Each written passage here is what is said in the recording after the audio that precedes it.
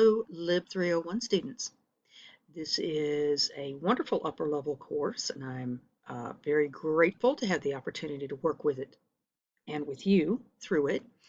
So I thought that now that we're wrapping up week one, I should probably explain to you how I grade, because this is one of those things that should be reasonably transparent, right? So looking at the first week's assignment, I basically just want to talk to you about the actual structure of grading. As I've mentioned before, we have these things called the weekly learning outcomes and the course learning outcomes. And each one of your assignments and discussions and quizzes has both of those lined up to it. So it is nothing in this course is irrelevant. All of them are focusing on accomplishing specific goals, both weekly and in the course overall. I posted in one of the early announcements a chart with the weekly and the course learning outcomes for each assignment. And I use those in the course of grading. And this is part of what you need to consider as well. I have, let's see if I can pull this up pretty easily. I have my own copy of it, the week learning outcome, course learning outcomes as well. This is the thing that I posted for you so that you can see it. And it tells you what each one of them are and which one, what they're due for.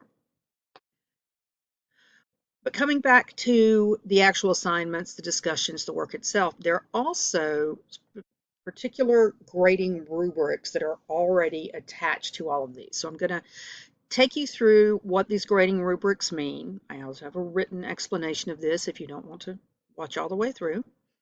But down here, and you'll find these in all of your assignments, in the discussions as well, there's a thing called the grading rubric. And if you click on that, it will open it in a different window.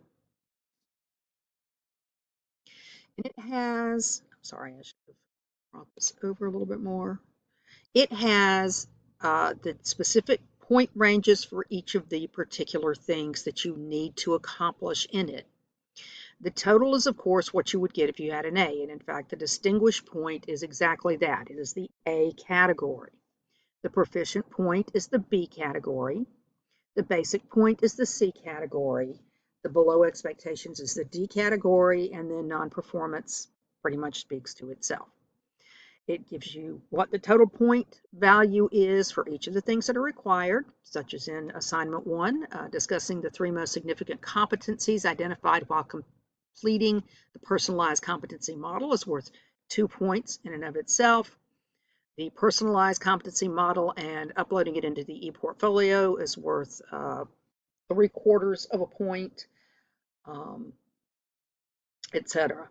So each one of these, the total will bring you got written communication, control of syntax and mechanics, that's worth 1.5, which is a pretty high value. I would point out too that this one is also the APA structure. You are all at an upper level here. I shouldn't have to say this, but I'm going to say it again, just to be clear. Citations mandatory, both internal and with a works cited in everything you submit, including your discussions.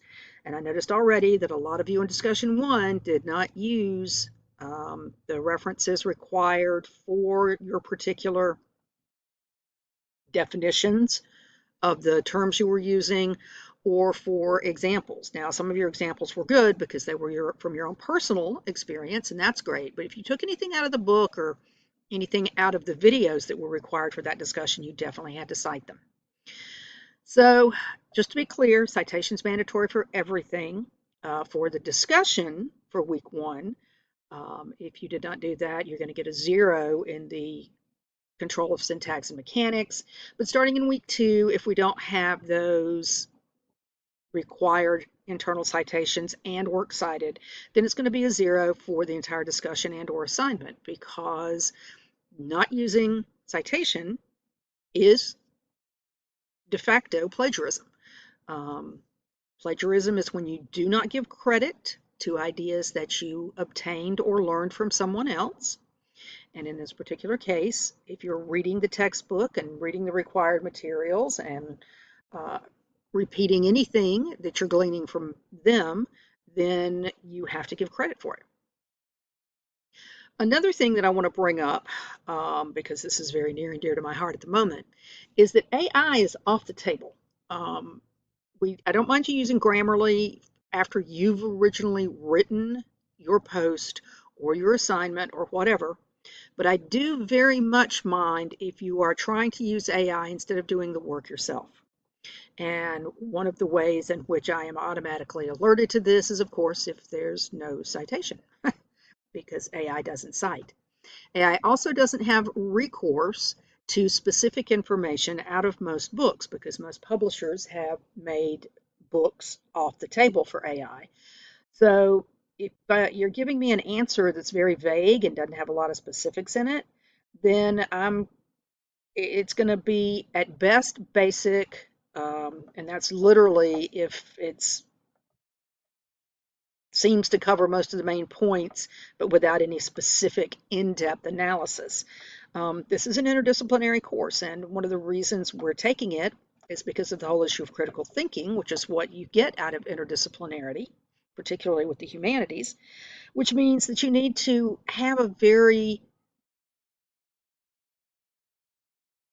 focused ability to support your ideas with specific examples, either from the book or from some of the other sources. And if you're not using those and citing them with the page number, as well as the author date, but also the page number, then I'm going to assume, because I really don't have a choice otherwise, that you're not doing the work yourself.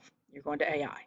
So you want to be as thorough and as informative and to demonstrate both through example and then through correct citation with the page number, where you're getting your ideas and your information from the books.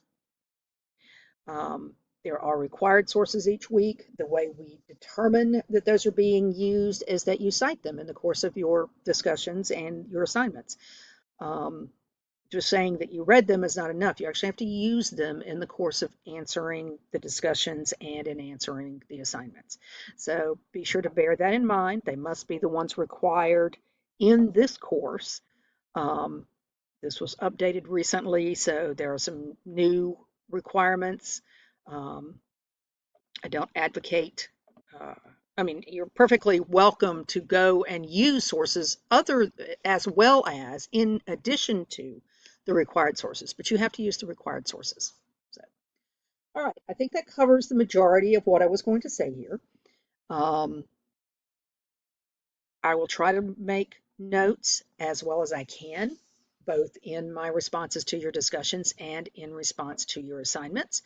But if you have questions, please email me, because the only way we can parse through this and that you can learn to get better is by actually paying attention to these things, to my comments, to the things I'm saying to you, and understanding that a big part of what we're trying to do with this course is learn critical thinking. And critical thinking requires that you spend a lot of time reading, writing, and thinking. So again, if you have questions, let me know.